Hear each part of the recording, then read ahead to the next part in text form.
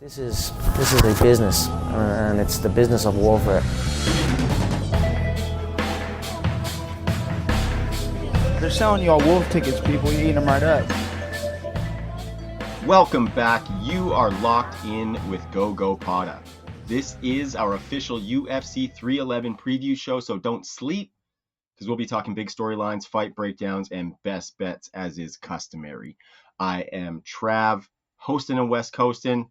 Tonight, I'm going to lay it out for these fine gentlemen to play it out, starting with the man who knows the X's and O's, my compatriot on the most recent episode when we did a two-man spot.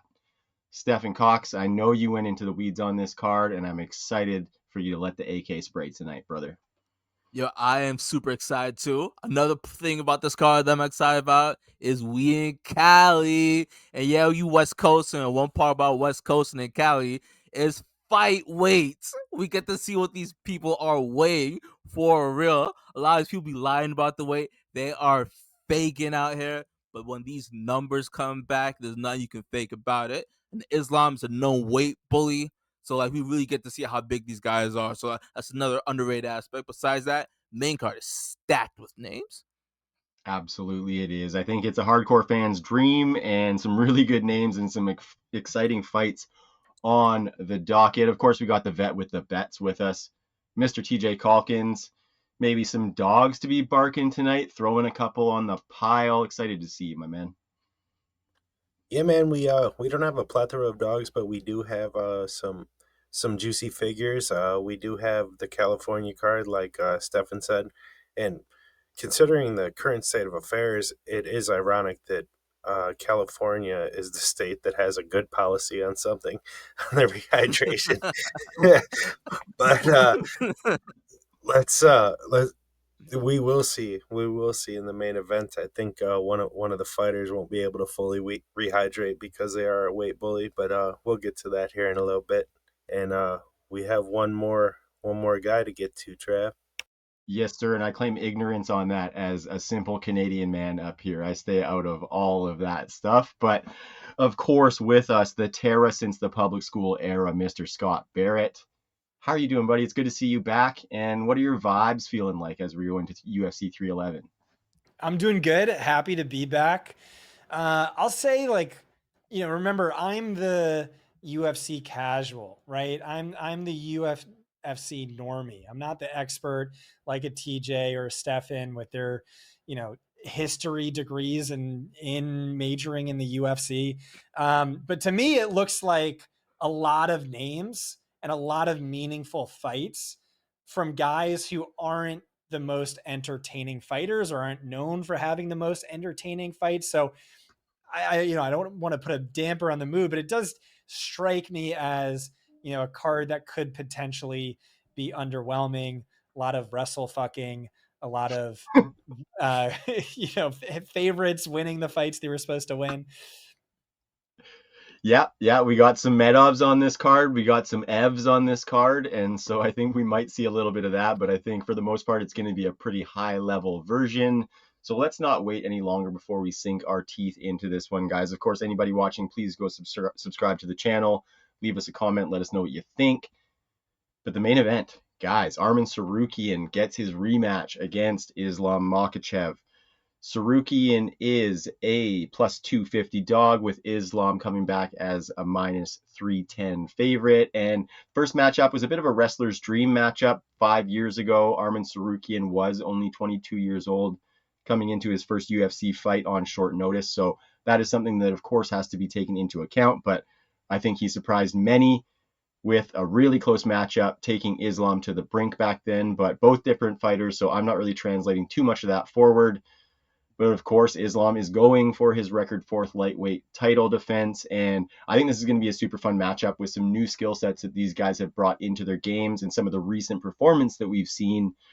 So looking at those odds being super wide, Steph, we're going to start with you and then we're going to kick to TJ. I think that's a mistake. I think Okay. You lead off with TJ, who is known for hot takes. This might be the first time we've covered Islam with me on the show. Okay. But I know he feels strongly about Islam being somewhat fraudulent. And so I'm going to ask TJ here to lead us off. Sorry, Stefan, is one, how good is Armin? Is he actually good? Is he, really top 3 caliber? Is he championship material? And then are we excited about him as an underdog bet? Because the odds are fat here, but he is up against the number 1 pound for pound. And then I want to hear the bear case or the argument for why Islam might be overrated, why I'm putting these words in your mouth now. Maybe this is his toughest fight since the last Armin fight, because he just fought Dustin, who he loved, but is old. He fought a bunch of guys who weren't in his, well, there was Charles too, but a bunch of guys who weren't in his weight class. Charles is a legend, of course. But so TJ, wax poetic, please. Okay, we'll start on the Armin side. And just to answer, yes, he is absolutely the realest deal. We saw what he did against a top version of Oliveira. I know I don't know if it's controversy, but at least open discussion as to who won that fight. Looking at the numbers, it would suggest that Armin rolled, but Charles did have some big moments, and scoring round by round, there is an argument for 2 rounds, but I think ultimately, despite betting the other way, I was on the wrong side of that one. So Armin, yeah, he's the real deal yet, and he is not at peak yet. His debut, 22 years old, was against Islam. He made an absolute great showing for himself. He's done nothing but go upwards from there. Now you want to talk about a fight that went the wrong way. Armin and Gamrot, the one loss he has on his record, that's a fight that went the wrong way. And I think that fight might might illustrate something that's going to come into play here. And the rare instances where we've seen each of these fighters on the wrong end of the takedowns and the ones being controlled, it's actually Islam that has the more difficult time freeing himself, getting back to his feet. I think Armin is well-matched wrestling, both offensively and defensively. It is a very, very close fight. So I think it's well-matched. I think the takedowns, if they're both landing takedowns, I think Armin could very well be the fighter that ends up doing more with them, getting more control time. I think they're evenly matched on the feet. Trav laid out the betting line at minus 310. That was like minus 400 yesterday. So clearly I'm not the only one that sees this as a very close fight. I mean, Armin is getting absolutely steamed on the betting line. So I think there is still a significant amount of value betting at plus 250. I think Islam, if and when he loses, this will be the last time we see him at 55s. I think his next fight will be at welterweight. I think that's where he's going to try to go to, particularly if Bilal loses that belt. And again, that's an if and when. And we just have a massive value on what should be close to a pick'em fight. And Scott asked for the bear on Islam.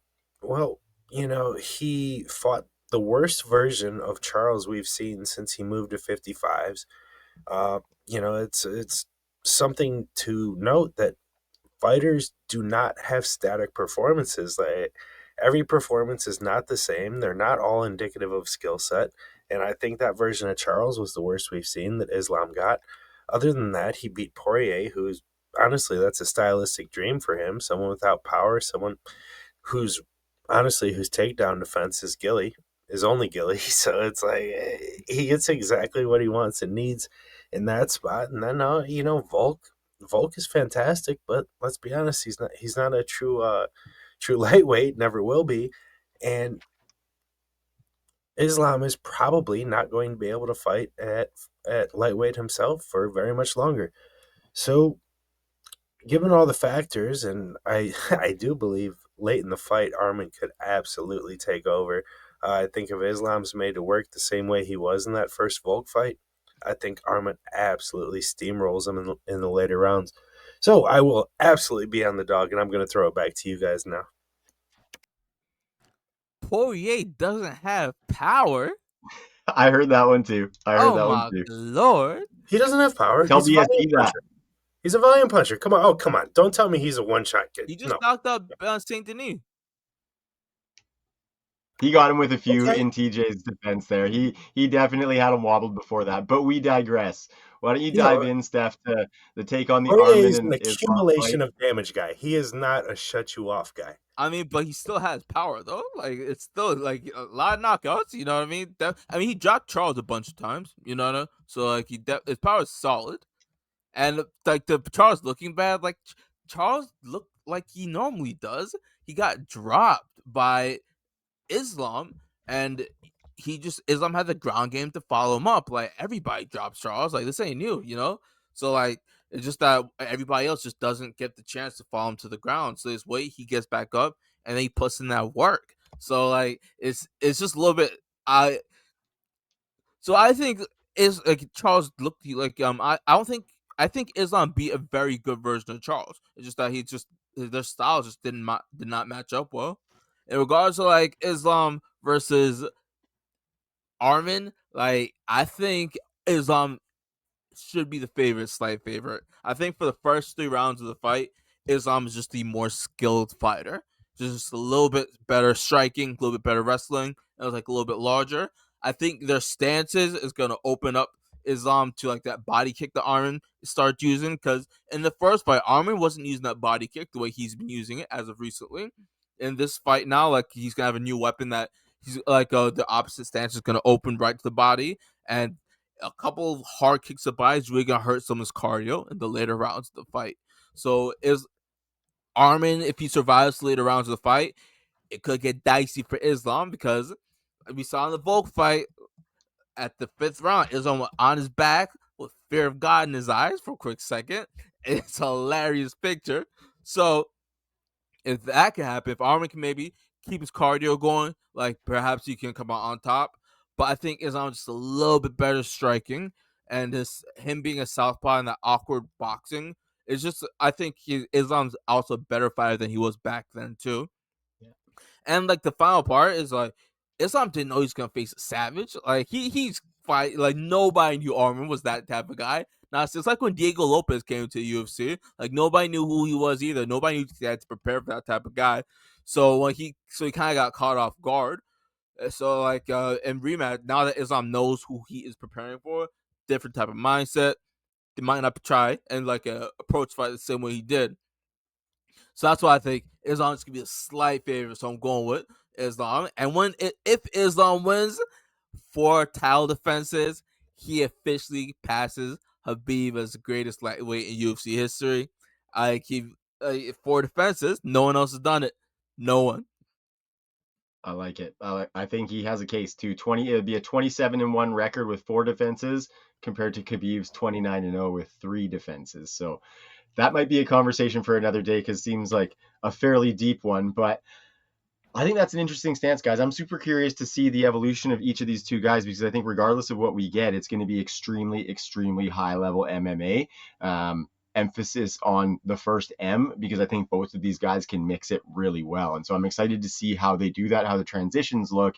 And I'm excited mainly to see when Armin gets into any adversity because we saw that against Charles and he handled it really well, especially in the submissions. And so I'm curious to potentially see that against Islam, considering the squeeze that Islam has, how he can defend some of those positions as well, because he's great at it.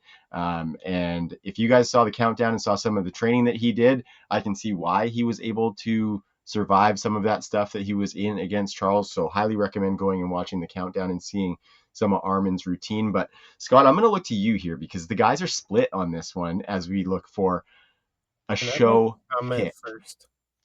Yeah, please. Sorry, on Islam and his squeeze, I don't see it. It's not like he has this jits game where he just cuts through people. He submits fighters in a compromised state, sure, but he's not like, he's not putting this god level jits on people and submitting them.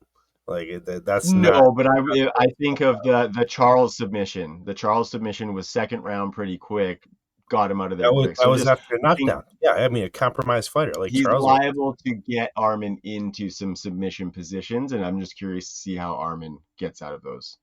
You know what I mean?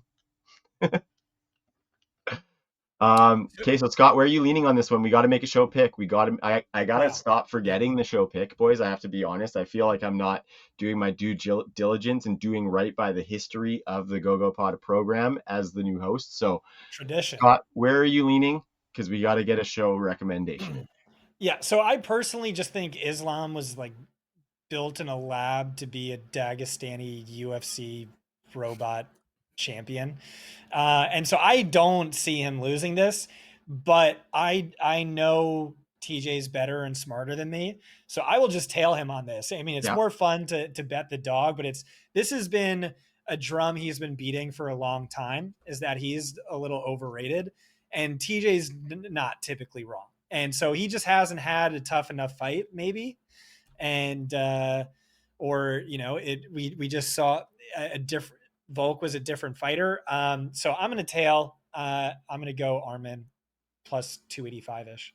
That's what I was going to say too, because I think the fun and the glory that's involved in that, if it happens, is amazing. And I have to admit for myself, I'm getting a little bit of Armin vibes, and it's not like anything tangible, but I'm just kind of feeling a little bit of something bubbling up. You know Apparently what I mean? he has some trick up his sleeve. He can't wait to break out. He studied Islam and found a hole in his game, and he's gonna shock us with something. All right. So, and Scott, last thing on this fight, I did a little bit of a look to do a staff check, and I didn't find any. So I don't know how that may or may not impact the fight. Maybe an Islam with no staff is a different level of fighter, or maybe that's the factor that leads to his demise, fellas. Maybe he's used to fighting with that disadvantage to where he's not sure how to operate in this full health situation. Well, that's a huge thing. Like, did he have staff against Dustin? Do we know that or not? I don't think we. I don't I even think he remember if did. we I don't confirmed think he it. admitted It's way it. more fun if he did. Wait, he did? Yeah, I he don't know. admitted it, I think. Okay. Okay, so if that's the case, like, sorry, TJ. Did he have Islam's any gonna destroy- IVs to illegally rehydrate in that? Well, there's that Oh, too. we're There's going that curious. too. I'm curious. Yeah. Maybe he's sharing IV needles, and that's where he's picking up the staff. All right. So as I stare down into that rabbit hole, I'm going to move us on to the Umar Nurmagomedov versus Merab Dvalishvili fight, because I love the staff conversation on this show, but we got to get her mosey in. And Umar comes in as a minus 290 favorite against current champ Merab, and that feels a little bit on the disrespectful side to me. And speaking of disrespect, Merab is feeling all sorts of that as we move into this fight. If you've seen any of the press conferences or the interviews, he's extremely fired up when he talks about Umar. Of course, he didn't love that he had to fight so soon after winning the title against O'Malley. It's going to be 4 months and 4 days after that fight for a champion to come back. And then further to that, he doesn't think that Umar is deserving of this, considering the resume coming in, only having Sandhagen as a name on his ledger. So what do you guys kind of think of that as far as Merab? Is he one of these kind of sitting ducks, kind of like what they did to Aljo? They don't like him. They don't want him to be the champion. What do you think going into this one? TJ, let's start with you, and then why don't you just kick it straight to Steph? Well, it won't come as a surprise to anyone that knows me well, but I think the line of Umar being a favorite at this level is absolutely insane. I mean, utterly insane. So Umar finally got an opportunity against a high-end guy in Sandhagen, and he did well. He won that fight. I mean, there's no controversy whatsoever. He did really well. He didn't do anything spectacular, but he definitely won that fight. He dominated the entire fight. The problem with Sandhagen there that I had is Sandhagen didn't fight poorly, but it felt like he was overcoached and just programmed and never gave himself a real chance in that fight. It was almost like he was defaulting back to training programming at a level I've never seen out of him. It was just different.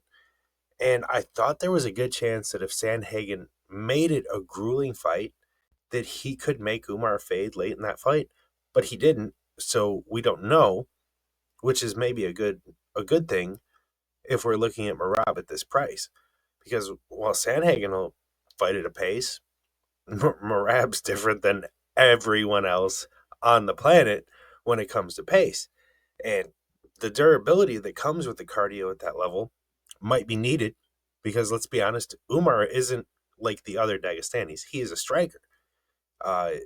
there could be some heavy shots landed on the Umar side, particularly early, and Merab could have some problems with those. But I do think, actually, I don't think, I know the longer this fight goes, it is going to become a problem for Umar. So, if Merab can come out early, make any of the first couple rounds close, get takedowns he won't be able to control early.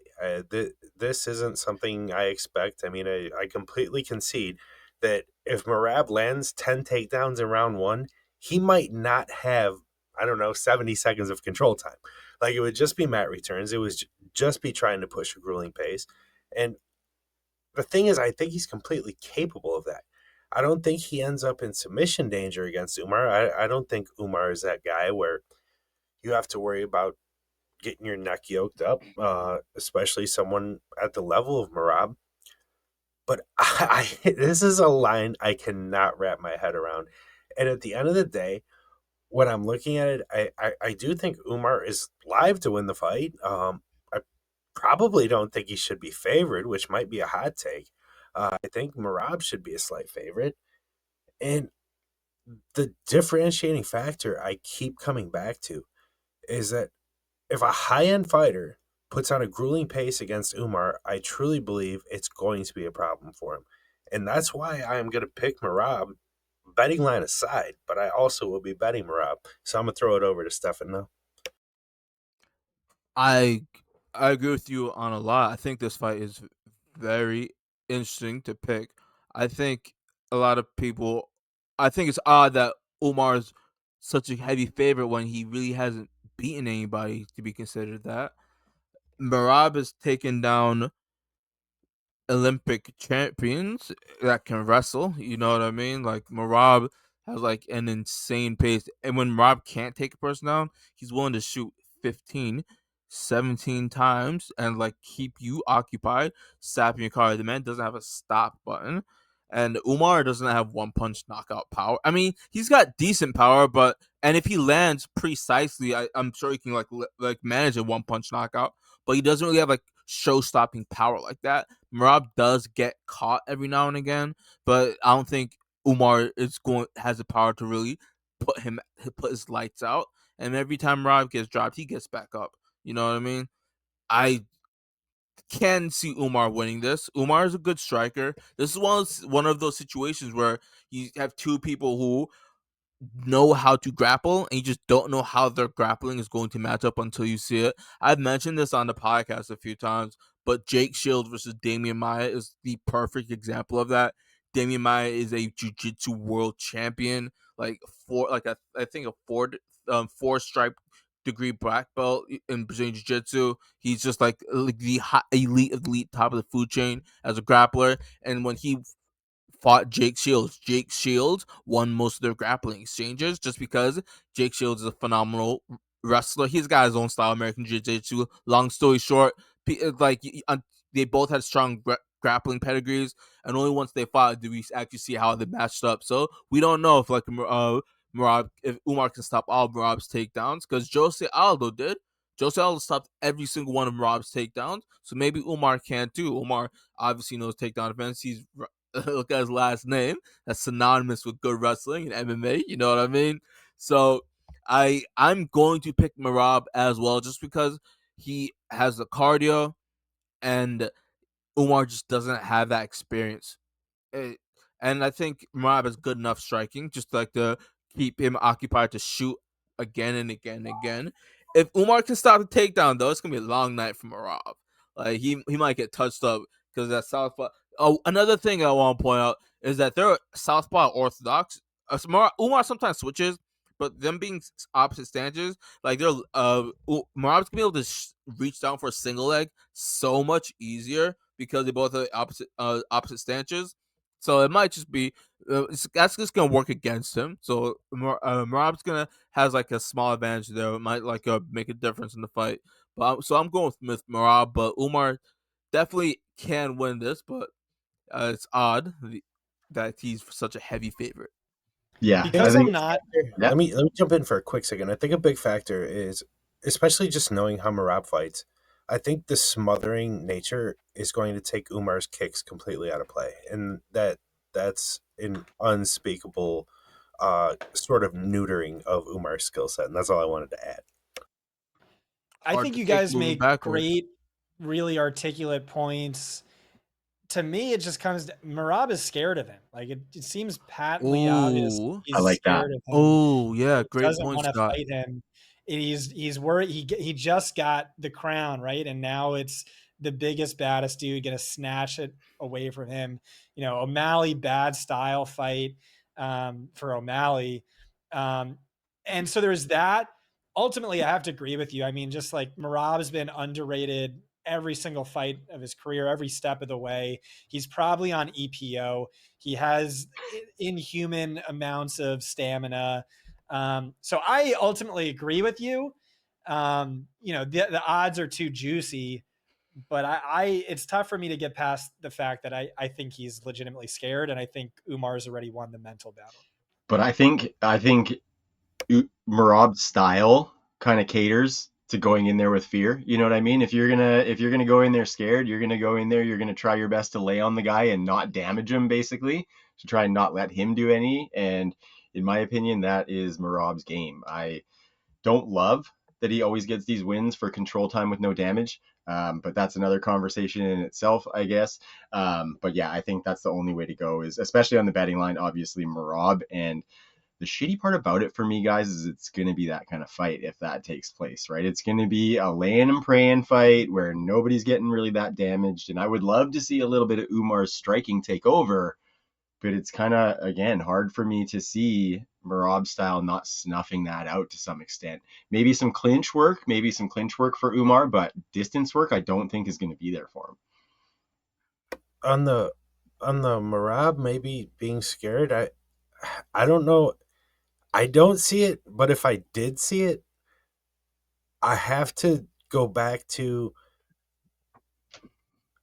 I think Aljo has a different mental makeup than Merab, and that's not a compliment to Aljo. And you factor in that Matt Serra and Ray Longo are going to be the ones smacking you around. If you're showing an Fair. ounce of fear, I don't think that's going to be an issue. Interesting to note the emotion that Merab comes into this one, though. Like, he's Yeah, fired up, whereas previously he's come in with like joking emotion, right? And so I wonder how that could play. But I want to talk a little bit of chaos before we move off of this one. Scott, I love when you kind of dive into chaos timelines that could be branching off of some of these fights, and we're going to talk about this here. So thinking about these two fights, the main and the co-main, which one of these chaos timelines is your favorite? Arman Sarukian beating Islam Makhachev and ruining father's plan, or Merab Dvalishvili defending his title and fending off the prince that was promised in Umar Nurmagomedov? What's your favorite chaos timeline, and maybe some of the fallout? I want both. Maybe I'm being greedy here, but hey, TJ did just pick both. I want both Georgia, the new Dagestan, plus Ilya Taporia. Let's fucking go. I can see it happening. Don't forget why Delidza. not both? Yeah, yeah, Delidze's in there too. Georgia's like half the size of Georgia, the country, right? And it's just randomly dominating the UFC. Yeah, that's Or insane. Georgia, And the like state, whatever. the It was like when reception. Jamaica was doing things with Leon and Aljo for like a small, quick second. Yeah, Mhm. Dagestan taking a bunch of shots at Ireland, by the way. That might start the new World War III. I Well, I love don't. how candid Khabib is. He's like, let's keep it real. Like, Ireland doesn't have any fighters, just McGregor. Like, and he hates McGregor. So, like, he's just being candid. Like, he's being serious. Like, they only got one guy. Like, the most Right. objective Mhm. thing possible. And if you guys like to go into different promotions, next week PFL has Paul Hughes taking on Usman Nurmagomedov for what was formerly the Bellator lightweight title. So kind of a fun off-topic fact, but that's an Ireland and Dagestan battle that's happening next week. And I've been watching a little bit of PFL, and it's kind of fun, guys. But I don't want to get too far off I topic feel here. like they're going backwards. If they were AAA last year, they're AA now. It's Oh unfortunate. yeah, their business model's awful, and they're It's better. tanking it. But their roster is actually really good, so it kind of sucks that they're fucking it all up, to be completely honest with you. But Anyway, the feature bout, and I think probably the people's main event, which has electricity and fireworks all over it, if you ask me, is Jiri Prochazka versus Jamahal Hill. TJ, I can't wait to hear what you think about whether this is even worth betting, with Jiri Prochazka being, I believe, a plus 110 last I had checked here. He is plus 114 right now, with Jamahal Hill being minus 135. I'm a little torn on this one because some of Jamahal Hill's actions of late I cannot stand, but I kind of want to see him win just for what that does to the division and allowing him to get that other fight with Poatan as opposed to Jiri kind of knocking him off. So How did he get the first fight with Poatan? The dude got TKO'd by our friend Paul Krieg. How does that happen? Yeah, was he coming got his off the arm win. snapped and it was broke his flapping arm. around. Yeah. Okay. If it was by punches, Either way, like that's essentially the ref just stopped it, so similar to a TKO, but It will I mean, forever his be arm the was most mangled. hilarious joke in MMA that Paul Craig has finished wins over Ankalaev and Jamahal Hill And at 205. He can't win a fight at 85s. yeah. right. Okay. So who's the bet here? To me, they're both like overrated, but Jiri's less overrated. I don't know. I see it as like wild man. Jiri's in the wrong weight class. Like, I'll defend that to the death. We'll see in or due to California. Yeah. We're gonna find Yeah. out. He's in the wrong Yeah, weight good class. point. I'm telling you. Good Yo, point. I I think don't know. this I'd have fight a hard is- time seeing him get down, but go ahead, Steph. I think this fight is absolutely hilarious because these two fighters are literally the Spider-Man pointing meme, because they both are effective, but threw the book out of the window in regard to technique. Like Jiri, his defense is just like non-existent. Oh my god, there's a really funny video of Jiri of trying to avoid Alex's body jab and keeps moving his head into Alex's jab, so he blocked the body jab punch with his face, like quite literally, like, and not once but twice, multiple times, like, and that's not the only fighter he's tried to block punches with his head with. I think it was either Vulcan Osmer or Dominic Reyes. I forget who Or exactly. all of them. It might have happened to both of them, honestly. But one of them distinctly, Yuri gets hit with a jab, and then the second jab, he hits the jab with his forehead. He quite literally blocked a punch with his face. And then when it comes to Hill, he has some of the worst footwork, honestly, like really bad. He's crossing his feet all over the octagon. His base is wide. His feet is all over the place. However, they both got really good power. They also both love to keep their hands by their waist, also to keep their chins all up in the sky as well. I think that, like, it's really interesting. The only difference between them is Southpaw versus Orthodox. Yuri's Orthodox fighter. Hill is Southpaw. He likes to switch stances sometimes. Scott, I like that you said that Hill might be a little bit overrated. Jiri, I'm not too sure he's overrated. He just has a really faulty strategy. Hill, I believe, is a little bit overrated, and that's due to the Glover Teixeira fight. Hill just is the perfect style matchup for a Glover. Hill doesn't have the greatest accuracy, so he likes to paw his hand out to set out his strike. And whenever Glover sees someone do that, he just puts his high guard up and stands there. If anybody remembers the Gustafsson fight, if you go watch a GIF of the finish, Gustafsson lands, I think, 3-4 uppercuts in a row, all by just keeping his jabbing hand right there, and Glover just keeps his hand blocked, and it's hit with the same punch over and over. A great gift that shows a really big hole in Glover's game. And Hill loves to paw, so he'll just like paw away at distance. Jiri, his fight with Glover, Jiri walked Glover down, like fought Glover's fight. That's why it was way closer. So Hill just happened to have the perfect style matchup. It's like if you pass a test, like an organic chemistry final, but you low-key have the answers. Like, is it that impressive that you got an A? I don't know. You know what I mean? So that's Hill just a tad bit overrated, just because he matched up with Glover just so well. So, like, in this fight, I don't know who's gonna win. It's like these guys are both wild men. It's like two glass cannons fighting each other. They both rely on toughness. They both keep their chins in the air. They both take one to give one. They both are tough. You know what I mean?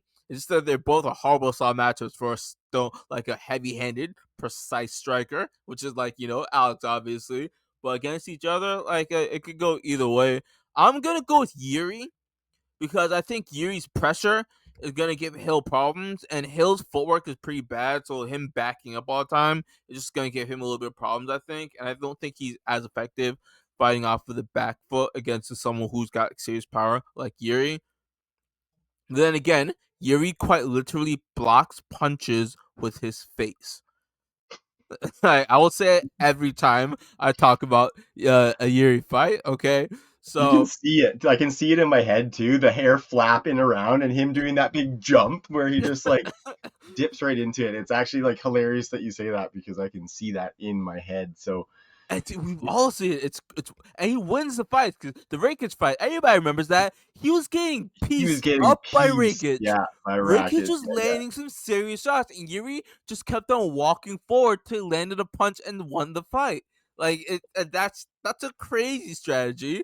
And now that Yuri, they both have been. What's really interesting is they both have been stopped recently, and like pretty vicious knockouts. So they both could just have lost their chance, and we will find out tonight. So that's why I don't know. You know what I mean? I go with Jiri, but it really could go either way. Yeah, they both knock guys out spectacularly, and they both go out fairly spectacularly as well. So I think it's going to be good that way. Tej, remind me where you were leaning before we make that show pick, please. I haven't even said a word yet on this fight, buddy. And I I got a thought you lot to came in on say. this one, brother. I apologize. Family was getting home while we were doing that, and so I kind of lost the plot. So TJ, give us your thoughts on this one and whether you would bet this fairly small line. I am not at all torn on this fight, and Jamahal Hill is the best favorite on this card. So we have two guys at the top of the division and two guys that are very fun and good strikers, and that's where the similarities end. Steph definitely dove in as to how like Jiri's defense is non-existent. It's he thinks imitating a night at the Roxbury is somehow a head movement, but it's it's a situation where he's every time Jiri gets in there with someone that can crack and and he thinks he's going to crack them first. Well, it doesn't work out for him. You know, it worked out for him against the version of Reyes that couldn't take a punch from a feather. It worked out for him against who did he fight before that? I believe it was Ozdemir. Yeah. Yeah. So other than that, I mean, he got beaten to shit by Rakic, and Rakic only lost that fight because he gassed, not because Jiri did anything spectacular. That fight would have kept going the same way. And I'll be dead honest, I was on the wrong side of that. I had a big bet on Jiri. I'm glad I won, but I think ultimately I was on the wrong side of it. Now, Jamahal Hill, he is far more active than Jiri, if you can believe that. He actually lands 2 more strikes per minute. He has more power than Jiri. Jiri's not a power striker. You know, he's powerful enough, but he's not shutting you off. Jamahal Hill's a guy that can shut you off. Hill is a guy, and honestly, if we look at the Glover fight, the way it went, Glover beat Jiri. Jiri got lucky that Glover made the worst mistake of his career. Glover beat him. And then you look at how one-sided the Hill fight was. I mean, that was an absolute massacre. I think there is a gap between these two fighters, and I think Hill's going to show it. And Hill had that loss against Alex, and it probably ends up the same way anyway, but we have to mention the Herb Dean assist in that fight. You know, Jamal was talking about how he was getting his reads and he was working Alex into a trap.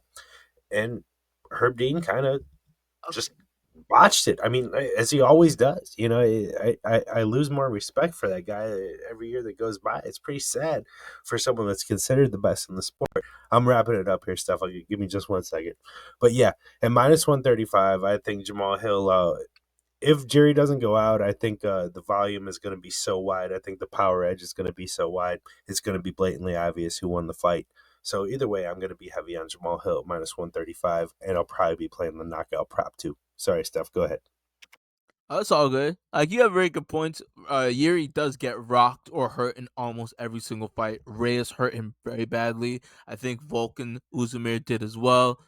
And of course, we saw Rakis fights. I just want to point out.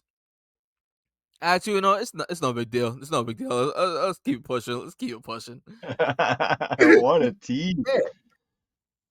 What a tease. Okay, so Is this the most entertaining fight in the card? That's my question. Yeah, for sure. I think for me it probably No, is. I Yeah, think it's I think one-sided. I think it's one-sided. I Interesting. don't think it's going to be all that entertaining. Oh, interesting. That's going to be an interesting. I may All right. disagree there, Tej, but the GogoPoda official recommendation is the minus 135 on Jamal Hill. So I think that's how we'll wrap that one up. But yeah, my heartstrings say Jiri, but I do think there might be a little bit of a snipe job in there for Jamal at some point. So I do like the KO prop. Okay, so the next one's interesting. It's Beneil Dariush versus Hanato Money Moicano. And we definitely know that Moicano wants the money, and it looks like this one is served up for him to come in and get it. He's a minus 166 favorite. Dariush is a plus 140 dog after a pretty bad recent stretch for Dariush. I was interested to find out that these guys are actually the same age, where it would seem that Beneil Dariush is kind of the elder statesman here. Moicano's been in the UFC for a long time too, and he's been doing it for a while. And that last He's calling Renato's calling Dariush an old man. Yeah, I saw that. He's only 19 days younger, but the other dude has gray hair. Yeah, I think he was like acknowledged that they were the same age, but then he said, "But yeah, I'm gonna go and beat the shit out of that old man." You're right. well, Connor did the same thing to Aljo, where he just totally like put it in his head that he's old, he's past his prime, and maybe that he won the psychological warfare and then won the fight. So I don't know. Maybe I'm rooting for Money Moicano for two reasons. Yeah. One, he shouted out Hans Hermann Hoppe's Democracy, the God That Failed, after his last win. I read that book. I studied political science at Sciences Po in Paris, the #1 school in the world for political science, very briefly. And so I read that book as part of the paper. It's a great book. Guy basically argues that anarcho-monarchies are superior to democracy, similar to what pre-Normandy Ireland and medieval Iceland had or whatever. And like he talks about the failings of democracy in a way that I've cited it on fantasy football podcasts, talking about like teams constantly turning over head coaches and GMs. You really need someone, and like, so the US, you have a new president every 4 years or 8-year term limit at most. It's better to have someone focused on long-term plan, lower time preference is key to, benefiting that, whatever. Anyway, that's really cool. Number two, he said the funniest thing I've ever heard in my entire life, where he was talking about Dan Hooker's ranking. And he was like, it's like a turtle in a tree. How did it get there? Someone put it there. And I'm sorry, that is like the most brilliant shit talking ever. So I'm done with this. Yo, Scott, can I ruin that for you? Yeah. That's a common phrase in Brazil. Oh no, is it? Okay. Yeah. All right, then never mind. Connor's raiding your favela on horseback is the #1 shit talk moment of all time. So I'm done with the analysis. I'll leave it up to experts. If Moicano was minus 300, I'd bet it just because I'm a stan. So I'll leave it up to you guys. Yeah, I think that's where I'm sitting too. He's phenomenal, and Beneil's not been very good. But Stefan, how can Beneil get this one done? I think this reminds me of the Roy Jones Jr. song. Y'all must have forgot. Like, dang, you lose to both Charles Oliveira and Armin Saruki, and all of a sudden you're gonna start losing to Moicano.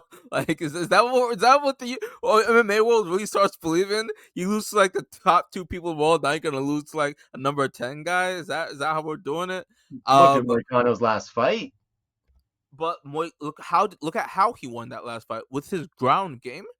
Who is he gonna do that to Beneil Dariush? The jiu-jitsu ace. Like I maybe, who knows? Like crazy things happen in MMA. But I'm probably gonna bet the jiu-jitsu world champion isn't gonna get dominated the same way Bernard Saint Denis did on the ground. And then it's like, okay, so if he doesn't want to go to ground, now as we're talking, it's all about the hands. And is Moicano really that great standing? He's getting better. Definitely getting better. Yo, you know what? Stefan just totally swayed me. He was 8-0 and then lost to two elite guys. Bad style matchup.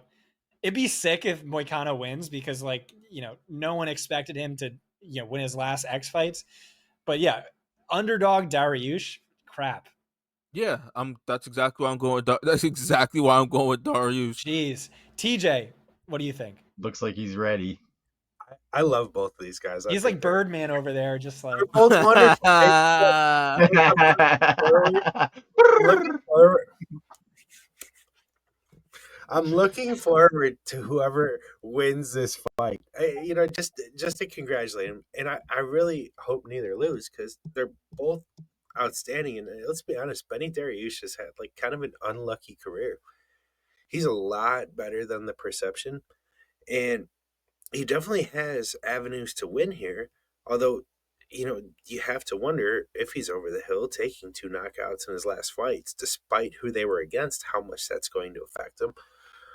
So, where we have Moicano, he's becoming more dangerous as a striker offensively. Now, I think that's pretty inarguable, but let's be honest here. He hasn't had a chin. He still doesn't have a chin. And Benny can still crack. So, while both are live for a knockout, and it could happen early. If it doesn't, I think it might come down to whose wrestling game is better and who ends up on top of the takedown scramble situations. And I probably give a slight edge to Benny Dariush there. So, you know, plus 136, that's where I'm leaning towards. But I honestly don't think I'll be able to make a bet on this fight. I could see either guy winning. I could see a path for either. And you know, I think it's going to be a lot of fun. And sometimes fights like that, it's just more fun if you're not edging a certain way based on your action. Edging, it means something completely different nowadays. I just want to point that out. Yeah, no, that's the official show recommendation. I just want to point out the only way Moicano wins is if all the edges once. Pause. Yes. I just want to point out the only way Darius loses is if his chin just like completely evaporated because of old age and 2 back-to-back knockout losses. And even then, Moicano, he like really needs to land perfectly. And Jalen Turner dropped him badly. I'm going with Darius. I think he's a slight edge. All right, well, that is the official show recommendation is Daniil Dariush.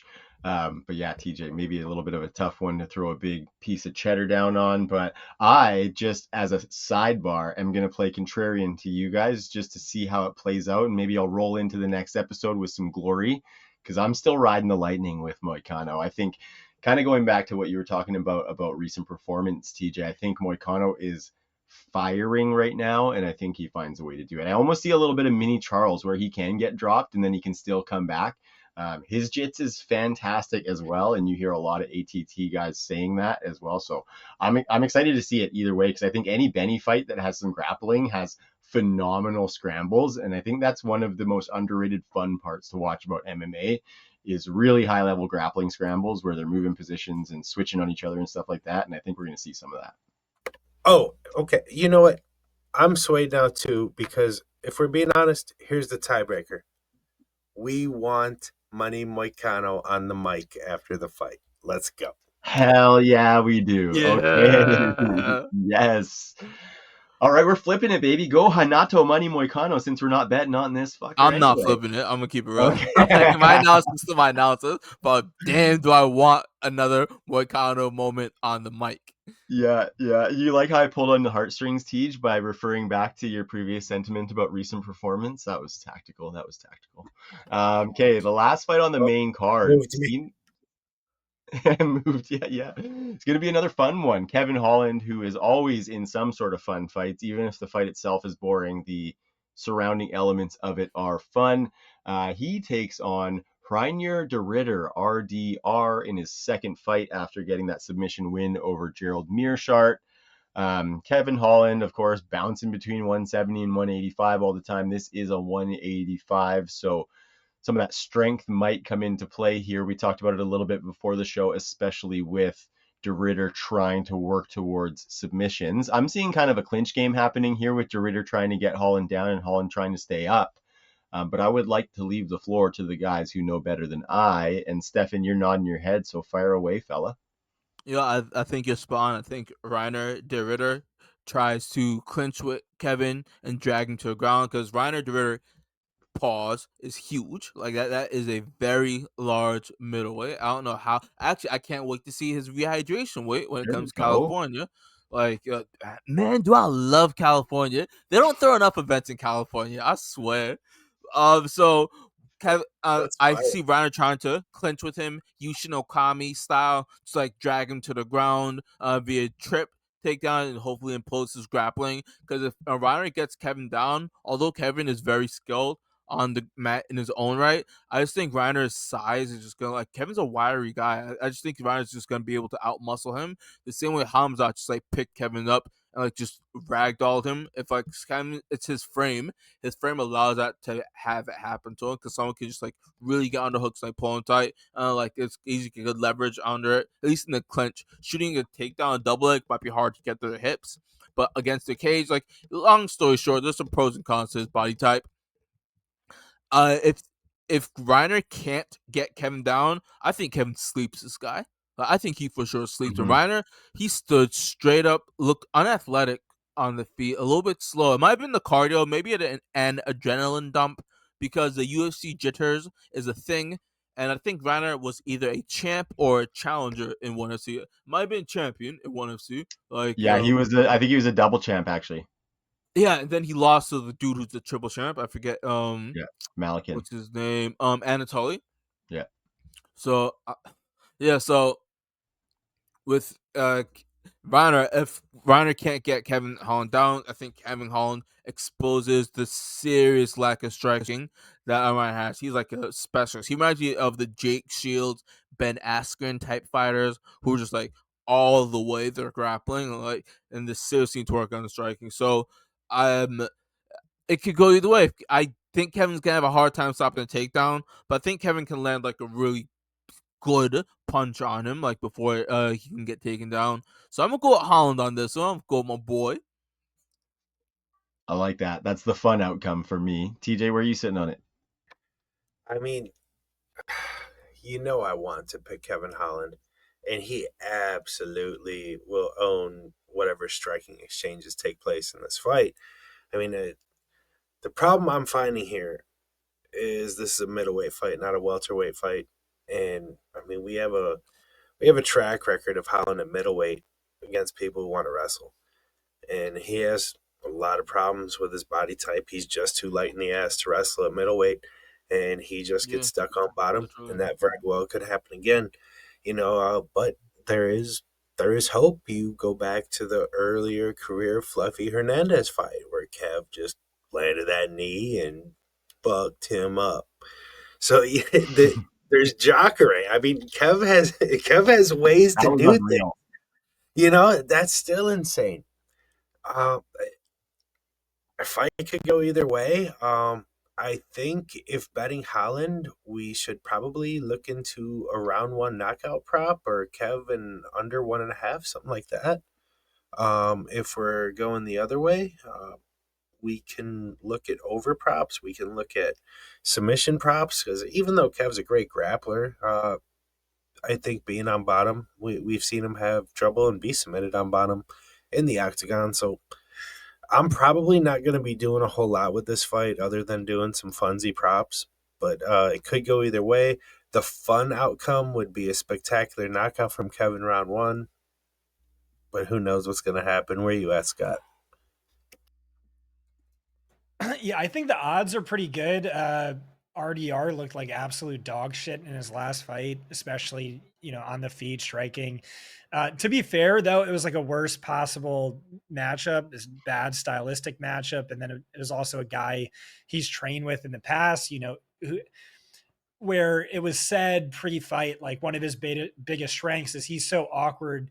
People don't really know how to prepare for him, and he looks a lot better in first fights.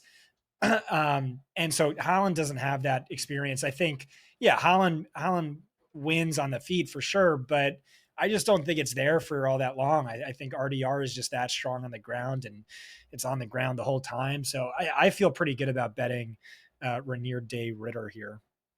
Yeah, you're probably right. Honestly, he's a big guy, and Kevin Holland, well, like his bite is just too small. Like he could easily get dragged down. He'd have to land one before Reiner gets him down, and I guess that chance of that He happening might go, aren't the highest. he might just go full Hamzat, right, and just immediately try Mhm. and. I don't think he's that fast. Hamza has the Right, that's fastest fair. double leg point, shot good like point. in MMA history, most likely. So Yeah. It's like what Julius Caesar like refers to, like the German berserker strength, where it's like mythologically impossible is like Hamzat's opening 15 seconds. facts. Yeah. And I think with RDR, it's easier to just kind of target the method of victory. You know what I mean? And so with something that could be kind of a toss up where there's a bunch of uncertainty, I think that's kind of a good way to go, fellas. TJ, to your point, I just took a look at some of those fun bets there. RDR by submission is plus 330. Kevin Holland by first round KO is plus 400. So those are fun, my man. I like that. I like that. Good enough, not Okay, guys, mind. we're going. Good enough.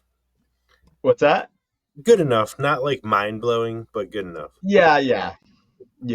Still, nice little ad, maybe some cheds to be made, but we're getting into these prelims, guys, and we're gonna move a little bit quicker through these. Hey, I do I have apologize. I gotta run. I'll be back for the next one. I'm gonna do my full research. I'll stay for the entire show. But thanks for having me, and I'm looking forward to listening and hearing all your guys' thoughts. take Well, care, this is my a good man. Have a time to good talk one. about. Hey, Yeah, Brody. the next card is very special to this team, so y'all better tune in for Oh it. yeah. Yeah. Right, absolutely. 312 coming in hot. Have a good one, Scott. Okay, boys. Then there were three, and let's finish out this 311 card. Gonna run through it. We got some stuff we got to do after this, so let's finish this one up. Feature bout on the prelims was going to be Johnny Walker versus Bogdan Guskov. Seems like Johnny Walker might have fallen out. I don't know exactly why, but Billy Elikana coming in there, and he's a plus 245 dog. Bogdan Guskov eats, sleeps, and breathes knockouts. So what do you guys think, fellas? TJ, why don't you kick it off? Looking at Elikana, this isn't a guy that's going to stand his ground. He's going to get backed up. Guskov's going to walk him down. I don't think this fight lasts long at all. I think round 1 KO. I think you could bet under a minute in this fight. I think it is going to be an absolute quick massacre. Where you at, Steph? Yeah, the Billy way too inexperienced. Goose. We're talking about Bogdan Goose covers, right? Yeah. Okay, cool. Yeah, guys. Man, too much too soon for him, man. Like yeah, and on short notice, on top of that, he needs a perfectly placed punch to end up perfecting that performance. So like, I highly doubt that's gonna happen. You know what I mean? It's MMA, but yeah, go with Bogdan. Like Yeah. you need a Hail Mary punch. Totally. So TJ, I got a question for you as somebody who's not really much of a bettor here, and this is kind of like a philosophical question on this one. So with such a sure thing in Guskov at such like wide odds at minus 305, you're not betting that one straight up, but like, is that one that you're going to be building parlays around, or like how would you kind of treat that being such a sure thing but being at such long odds? And partially I'm asking for curiosity because I'm not much of a bettor, but maybe for some listeners as well. So I'm trusting my read on this, and I don't think scorecards are needed. I don't think round 2 is needed. We don't have props out on this fight yet, so we don't know what the KO prop is. I mean, with a minus 305 line, I would not be shocked if Guskov by KO was minus 280, something like it, just so close to the actual line. So, I'm just going to trust my read and go to the round 1 KO, which I still fully expect to be a minus figure, but I think it's probably closer to minus 120, and that's a much more playable figure. And I still think the likelihood of that outcome far exceeds what the price is going to be. Nice. Nice. Thanks, man. And appreciate getting into the mind there a little Absolutely. bit, right? I like that. I like that. I'm just getting used to it. And I honestly, like, I want to get in on some of these, but sometimes I don't know where to attack. So, speaking of odds, how about this? Or actually, Steph, you didn't get a chance. Oh, Yeah, well, stuff you like came in on that one. You came in on that one. Yeah, here we go, Trav. Here we go. Peyton Talbot versus Heoni Barcelos. I wish Scott was here to pronounce that one, if I'm being honest with you guys. But Peyton Talbot minus 1,200 at last check for me. Pretty much a sure thing here, right? Like this This is is an just a alley stepping oop. The stone. UFC want to give Payton another highlight reel knockout. This is like the same way they built up Sean O'Malley. Like I can see the parallel there. If Payton doesn't, Payton first round knockout in spectacular fashion. Like Barcelos doesn't even have the power like that to even like land like a lucky punch. You know what I mean? Like his puncher's chance is small than most people's puncher's chances. Payne is just too dynamic, man. Like I want the UFC to give Payne someone a better test after this. TJ? Well, Heoni's just not the same fighter he used to be. I mean, and it's not even close. Even if he was, he would be a huge underdog here, and rightfully so. Yeah. You look at what Peyton Talbot was able to do to me, what was the most impressive win was Cameron Simon, and consider that I think Simon would be a minus 600 favorite against Heoni. So Mm-hmm. I don't think there's anything to see here. I think it's going to be a steamroll. Like Talbot takes a step up, he gets some time on the mic, and he just gets closer to becoming a hyped prospect because he's not overly known yet. I think it's going to be closer after this weekend. Mm-hmm. Actually, Yeah. now that you say that he only has three UFC fights, I see why the UFC is giving him such an alley oop. But man, I would like to see. I just think he looks special. Like the eye test, he moves like really well. So like Unreal. I just want to see him fight the best. But maybe pushing him slowly is like might be the best On option. Who him and knows? Kyler Phillips so bad. I would love that fight. I still want it. Yeah. I don't know if they'll book that one because it's like up and comer versus up and comer. But I was looking up the rankings too, TJ, to see what's next for this one, and I was thinking like most likely for them to book, we're probably looking at like a Ricky Simone or like a Cody Garbrandt or something like that. But yeah, there are some of those other young guys that would be fantastic. It'd Cody just be Garbrandt. interesting to see Cool. whether they make those matches or not, because I think there's a tier of fighters that they might not want him to fight, but then as you get above that tier is some of those older guys that they might want him to fight. So very, very interesting path that's being laid out for one Peyton Talbot, and that's where you got to go. That figure is massive. Um, Good stuff, guys. So I think the next one, I think the dog is pretty live in this one, in the polar bear. Sergey Spivak going against Jailton Almeida as the minus 455 favorite. I might just being a little bit crazy here, but I think Spivak has had a little bit of wrestling chops previously, and so I do wonder, seeing some of the holes in the armor for Almeida, if this is a bit of a live dog here. TJ, since it's the betting take, why don't you fly in? So I'm going to call back to a couple fights ago for Jalton. And on this pod, I said he was the best minus 250 favorite we have ever seen and will ever see when he fought Romanov. When you give Jalton a guy that is a grappler, is not a striker, doesn't have power, Jalton's going to cut through him like butter. Curtis Blades is completely the one exception. And if you guys recall, I was completely on Blades because I didn't believe no matter how many times Jalton was in on the hips, I said specifically he would not get Blades shoulder blades on the mat. And despite being credited with 11 takedowns, he did not and was knocked out in that fight. Blades is a completely different animal. You bring in any other heavyweight that isn't going to be able to strike and basically knock out Jalton or get up time after time, it's going to be a massacre. And unfortunately, the betting line's caught up with it. It has actually gone up throughout the week. I believe it's up to like minus 455 now. So we don't get that favorable pricing again. I think we can still bet Jalton by sub. I think it comes. I think he's going to be relentless. And, Spivak's just, anybody is going to be like, what the hell just happened? Like this blown up 205 just took me down 6 times and submitted me, and I don't know how to react to that. So I think that's what we're going to see. And I don't know. The pricing is the only thing that's difficult on this fight for me. So it's just figuring out how to attack it, and whether by submission or to sit out or what. Where you at, Stefan?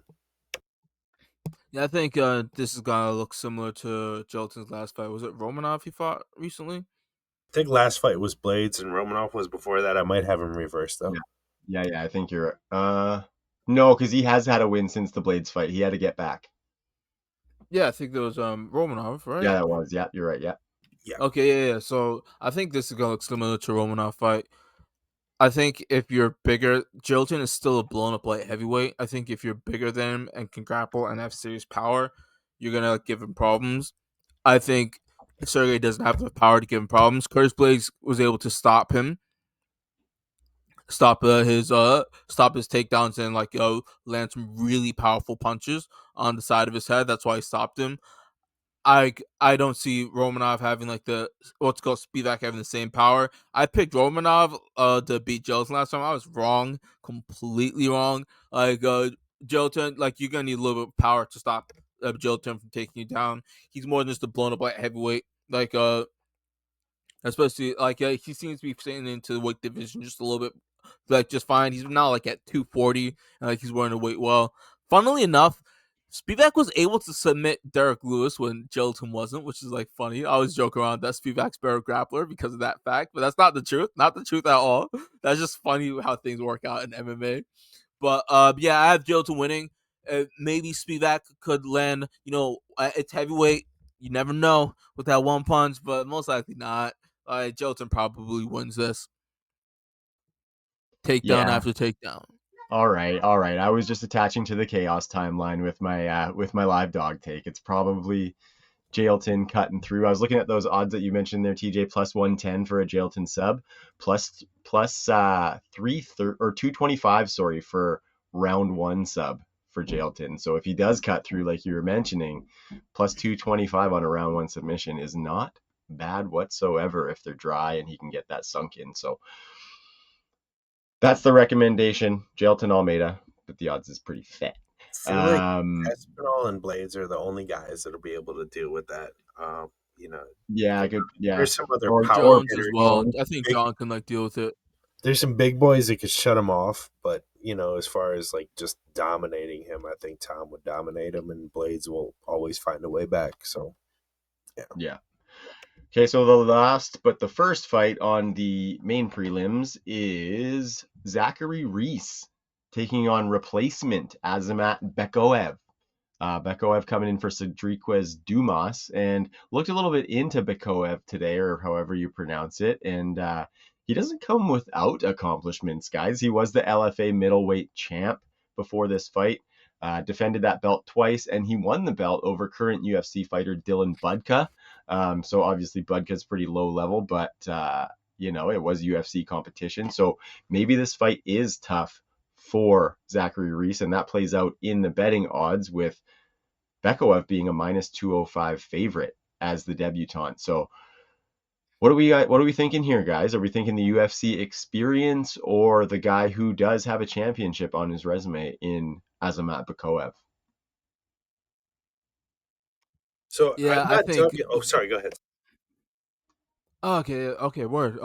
My bad for talking over TJ. So I'm in this fight. Asmath is coming up. Asmath's an interesting fighter to watch.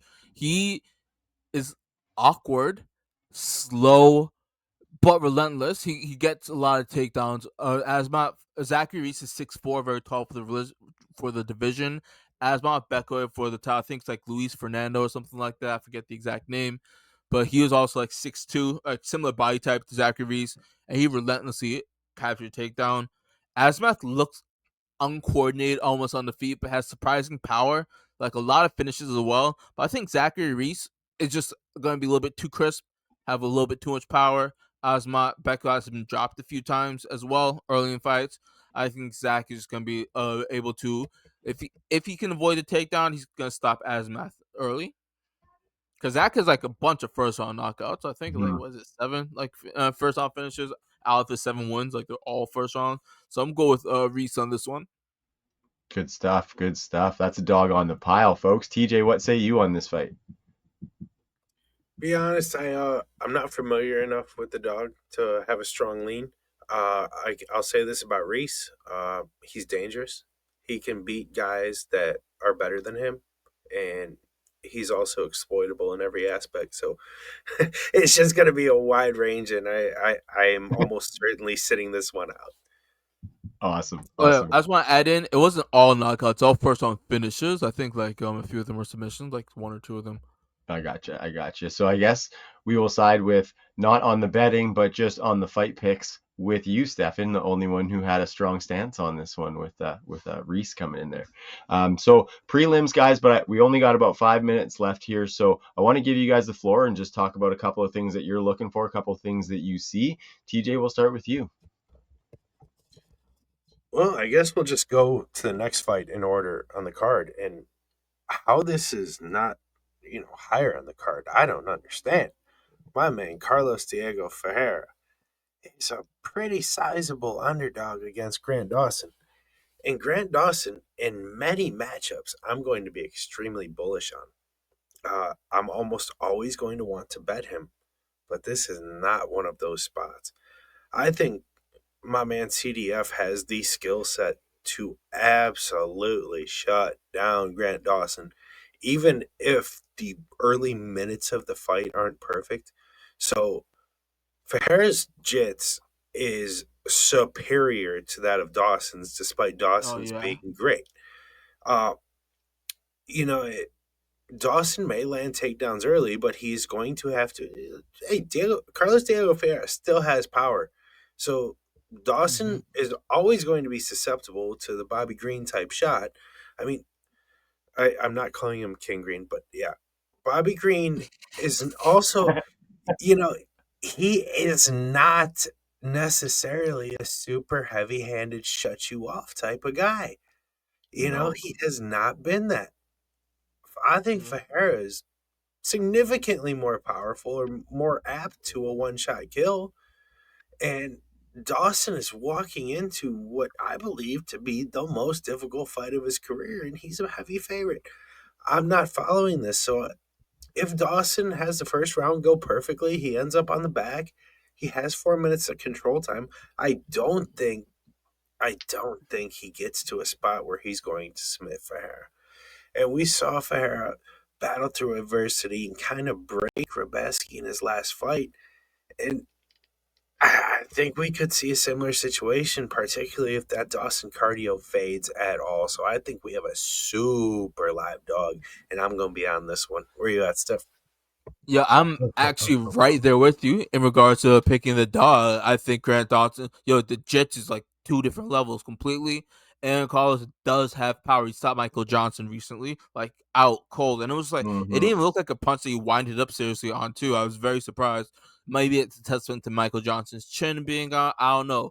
But either way, he has one punch knockout power. He has two knockouts in a row. And look at the names he's been losing to. He's lost to Benil Dariush. He lost to Gregory Gillespie, who, if people don't understand, he was a serious prospect at the time, Mm-hmm. and Gamrot, you know what I mean? And like, The pace of what's wrestling I Gregor the Gift Gillespie was insane. I mean, he's like Mm-hmm. completely forgotten already, but man, that guy was actually a prospect. Yeah. it's crazy how he just disappeared. The Kevin Leach took his soul almost. You know what I mean? Yeah. The head kick, but he came back, had a fight, won it, and then vanished off into the sunset. Like crazy. But then he lost to Darius, an insane prospect in Gillespie. Like don't sleep on him. And Gamrot, who like had a crazy close fight with Armin, very close fight. People think Armin won that. Some people think Gamrot won it. It's that close, So those are the names Farrah is losing to. I think he's going to beat Grant Dawson. Put it on the board. That's a dog at plus 200 odds. You're making money on that one, folks. Love it, fellas. Okay, couple more thoughts here, Teach. You got one more to wrap out, and then Steph, let me know what you're looking for, and then I gotta roll this Yo, baby out. Rinya Nakamura, this is an alley oop if I've ever seen one. This is a quick, easy fight. Like the UFC's want to give him like a easy fight. I bet him, dominating wrestler against a guy who can't stop takedowns. Like we already know what time it is. Like yeah, long story short with that one. TJ. Yeah, so I'm completely on neck. I agree. Minus 550 is unplayable, sadly. So that's going to be kind of a sit out one. He's not he's someone that could win by any method. So I can't find a way to attack that one. I think if Oh, we start going to the first two fights. Oh, sorry, Steph, go. oh no, please continue. The first two fights, Ulanbekov and Sopai, I like the favorites. I don't. Both of them. Sopai is the one I like the most. 265. That's bordering on playable. The one I want to talk about just a little bit is Carol Hossa at minus 250 against Aylin Perez. I think Perez is probably more known than she should be because of her stupid twerking and OnlyFans. She's a solid wrestler. Yo, She's, who is buying her OnlyFans? You are down bad. well, Please get some help. all Stop right. it right now. If you are listening to this podcast and you are subscribed to her OnlyFans, serious, my guy, stop. Get some help, please. Maybe I have Don't- to rephrase and say only fan, but Yeah. OnlyFans. I don't know. If I'm talking to you, Mr. OnlyFans, stop it, please. But yeah, so she's a solid wrestler, but now this is a huge step up for her. And Hossa, her striking is so much better and so much higher volume. I mean, Perez will try to wing heavy, try to hurt her, and she'll try to wrestle. She's going to be more aggressive, but I mean, as far as a skill for skill, Hossa is so far superior, and I think we have a situation where every exchange kind of plays out, and there's some attrition, to the point that Perez takes so much damage and either physically breaks or mentally breaks. But I think Hossa via stoppage at, I believe it was plus 450 when I looked early today. I am really not mad at that. You could also play over 1.5. I wouldn't be mad at that either. So Hossa is in a spot where, I think the fight, just the gap gets wider and wider the more it progresses. I love it. I'm That's with a you. tidy little wrap job there, fellas. Oh, Very yeah, much last one. appreciate I think Yeah. Stone Cager, Ulanbekov, should be a clear favorite for a reason over Clayton Carpenter. And Clayton's taking this on short notice, I believe, if I'm not mistaken. Too much too soon for Clayton. So it's that simple. Yeah, Ulanbekov, the He's not even disciple that of young. Khabib Nurmagomedov. Carpenter's close to a finished product. I think he's nearly 30 years old. Mhm. I mean, I still don't think he's ready. He's that level. Okay, maybe not too soon. If not too much too soon, he's just not that level. How Yeah, about that? exactly. Yeah, I don't know if there's a Same thing. ceiling there. Yeah. Yeah. I think he's only 8-0 though. You know what I mean? So that's too much too soon. He just how much experience is that really? You know what I mean? I mean, then again, you have Chris Weidman, Cain Velasquez, Brock Lesnar. You got the anomalies out there. Maybe he's one of those. Who knows? Yeah. Tough matchup, though. Tough matchup. So it looks like I think he's going to be taking an L in that one too, fellas. But thank you so much, guys. I think that was a nice little wrap on the UFC 311 card. And as we were kind of going and as you guys were laying all that stuff out, I was just getting more and more excited to see it happen.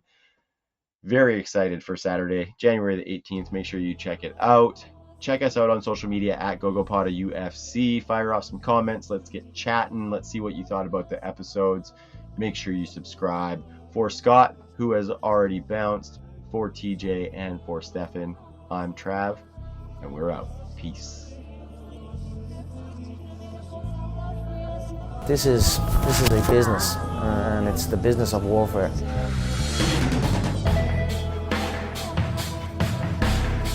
They're selling y'all wolf tickets, people. You're eating them right up.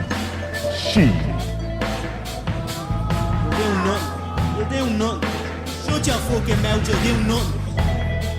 I'm not surprised, motherfuckers. Their game plan is to go in there, hit them with some good shit, don't get hit, and